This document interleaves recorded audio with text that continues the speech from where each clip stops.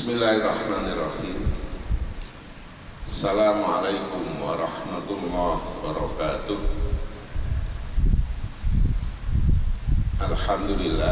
Alhamdulillahi hamdan thayyiban katsiran mubarakan fi kama yuhibbu rabbuna wa yardah. Asyhadu an la ilaha illallah wahdahu la syarika lah wa asyhadu anna Muhammadan abduhu wa rasuluhu la nabiyya wa la rasula ba'dah. Sallallahu ala nabiyyina Muhammadin wa ala alihi wa sahbihi wa mawalah, amma ba'd. Jamaah salat zuhur Masjid Raya Mujahidin, para pendengar radio dakwah yang dirahmati Allah Ta'ala, alhamdulillah kita bersyukur kepada Allah. Allah memberikan limpahan rahmat dan nikmatnya kepada kita. Allah melindungi kita dari segala mara bahaya, ya, dimana sekarang ini Allah sedang menunjukkan kekuasaannya. Karena apa? Karena sesungguhnya air, angin, gunung, laut, hujan, semuanya itu makhluk Allah. Semuanya itu makhluk Allah. Tidak akan mereka itu bergerak menyakiti hamba Allah, kecuali kalau atas perintah Allah. Sekali lagi, tidak mungkin, kecuali atas perintah Allah. Tuh. Kenapa Allah memerintahkan untuk memberikan peringatan kepada hambanya? Mungkin ada yang salah yang dilakukan oleh hambanya, itu pasti, ya. Jadi mudah-mudahan, apakah berarti kemudian tidak mendapatkan musibah itu berarti kita ini orang baik? Belum tentu. Bisa jadi Allah masih memberikan istidraj kepada kita. Apakah kita akan tetap menjadi orang yang baik atau tidak? Kalau tidak, maka pasukan Allah akan Allah perintahkan untuk memberikan peringatan atau membinasakannya. Na'udzubillah min dzalik. Jamaah sekalian yang dirahmati Allah, nasihat saya ini saya tujukan kepada saya dan bapak-bapak yang mau mendengarkan. Kalau nggak mau mendengarkan, nggak mungkin lah nasihat saya ini sampai. Dan nasihat saya ini bukan nasihat baru, nasihat lama yang sudah sering kita ketahui. Hanya saja perwujudan nasihat itu dalam diri kita sejauh mana. Jadi saya akan melanjutkan materi saya kemarin, yaitu surah Al-Imran ayat 133.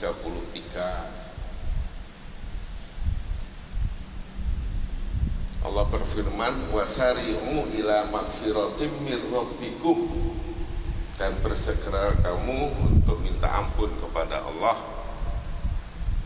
Bersegeralah kita untuk bertobat kepada Allah.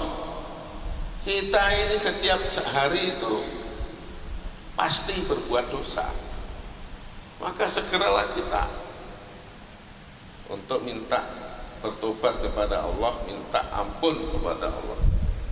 Wa jannatin arduhas samawati wal ard, dan surga yang lebarnya itu seluas langit-langit, bukan samawat tapi samawat, langit-langit yang 7 itu, yang tidak tahu kita di mana langit yang 7 itu.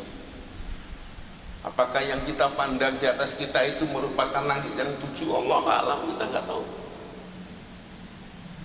Gitu luasnya.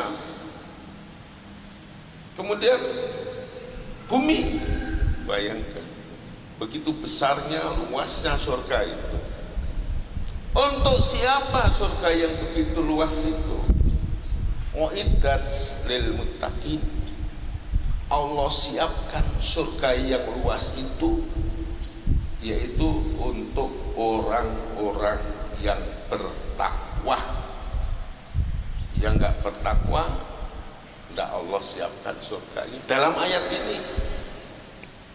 Jadi Allah dalam ayat ini menegaskan surga yang begitu luas sekali itu, katakan peruntukan orang-orang yang bertakwa. Nah, siapa orang-orang yang bertakwa dalam ayat ini menurut penjelasan Allah? Nah, ini yang harus kita koreksi dalam diri kita.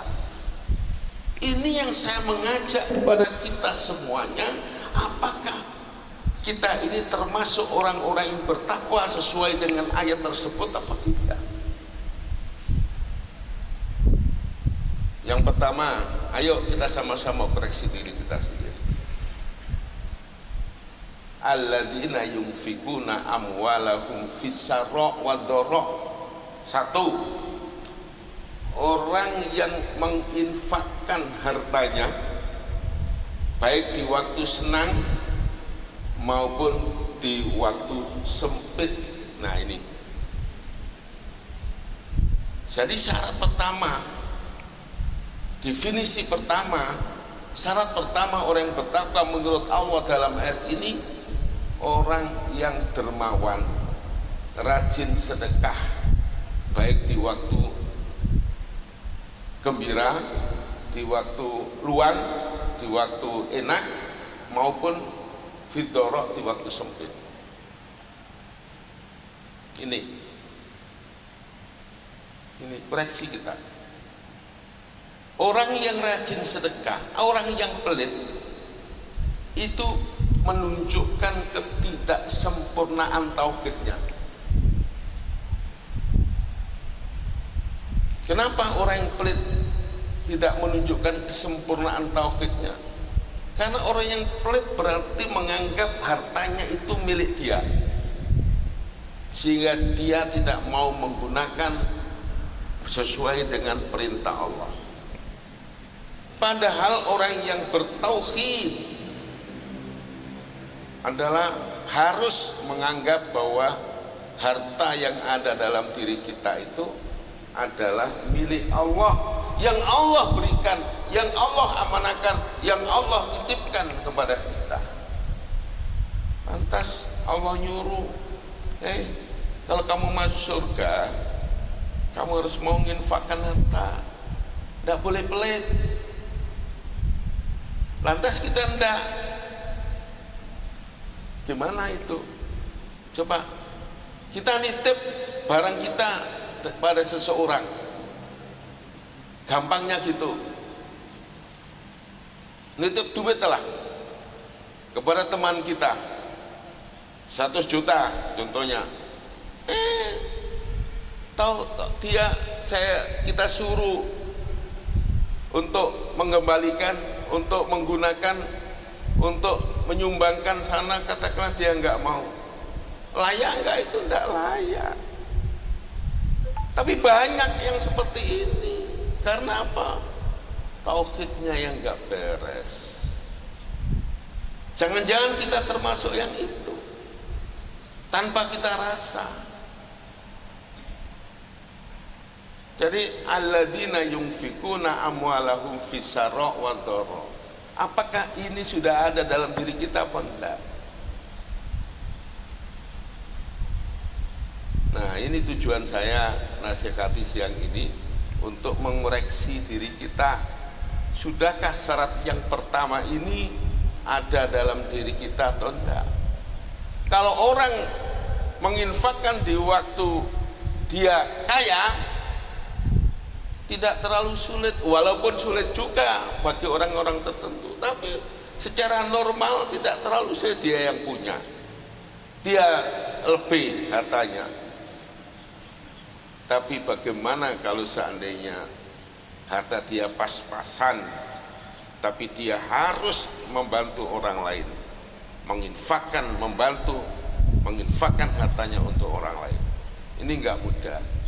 Karena tidak mudahlah, maka Allah berikan titel yang namanya muttaqin dalam ayat ini, dan balasannya Allah siapkan ke dalam surga.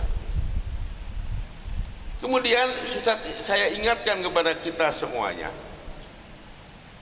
dalam menginfakkan harta kita jangan transaksional. Gimana bentuknya? Oh, saya mau menginfakkan 1 juta, nanti kan Allah balas 700 juta. Jangan, udah infakkan saja 1 juta. Katakanlah kita katakanlah contohnya gini, kita pas-pasan kita, tahu-taunya ada yang memerlukan harta itu, nah kita serahkan aja.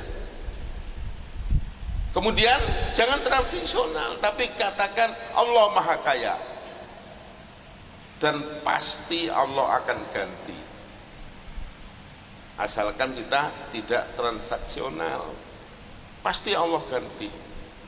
Itu ya. Jadi sekali lagi, syarat yang pertama ini mari kita koreksi dalam diri kita. Kita ini sudah jadi orang dermawan, baik di waktu longgar maupun di waktu sempit. Sudah dermawan enggak? Kalau dermawannya waktu longgar saja belum masuk syarat menjadi orang takwa, karena ayat bunyinya alladzina yunfikuna amwalahum fis-sarra wadh-dharra, mereka yang menginfakkan hartanya baik di waktu lapang maupun di waktu sempit. Kalau ingin mau jadi orang bertakwa sesuai dengan syarat Allah yang dalam ayat ini, suka tidak suka kita harus bisa menginfakkan harta kita di waktu kita sempit, walaupun itu berat. Kemudian yang kedua, wal kadhiminal ghaidha, menahan amarah. Amarah itu kan reaksi dari apa yang ada dalam diri kita. Kita reaksi karena dalam penilaian kita dia itu salah, maka kita marah. Nah, supaya kadhiminal ghaidha, kita mampu menahan amarah kita, maka kita harus punya penilaian positif dalam hidup ini.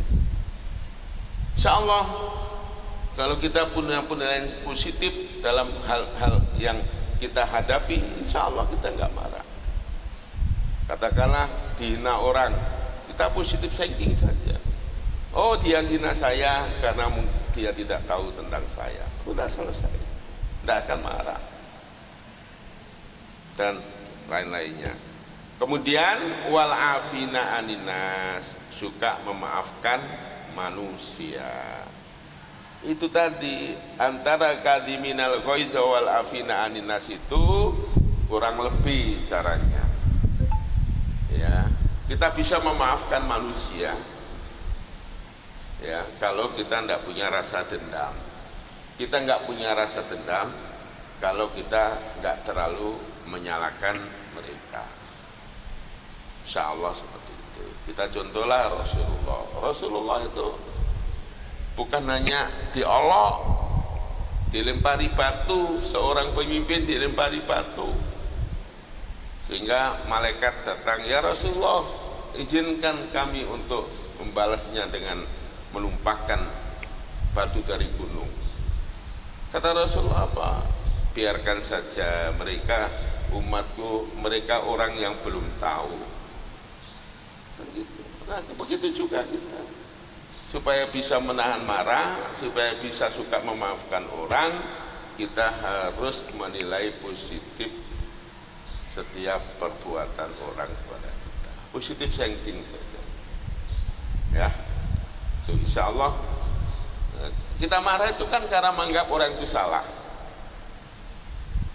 Kalau kita tidak menganggap mereka salah, kan tidak mungkin kita marah. Itu loh. Jadi kita harus betul-betul berusaha untuk positif thinking kepada perbuatan-perbuatan orang. Saya kira itu. Jadi ayo kita renungkan secara dalam. 3 syarat yang Allah tentukan sebagai orang yang bertakwa itu ada nggak dalam diri kita? Ya, kalau belum ada, ayo kita adakan. Gitu loh, yaitu menginfakkan harta kita baik dalam keadaan longgar maupun dalam keadaan sempit, menahan marah, tidak suka marah-marah, kemudian afina aninas, suka memaafkan kesalahan orang lain, tidak pendendam. Saya kira itu mudah-mudahan 3 syarat yang Allah sampaikan dalam ayat tersebut, yaitu Al-Imran ayat 133, dapat kita wujudkan dalam kehidupan kita, sehingga mudah-mudahan Allah menjadikan kita menjadi orang-orang yang bertakwa, yang balasannya adalah surga yang luasnya sama dengan bumi dan langit yang 7 lapis itu.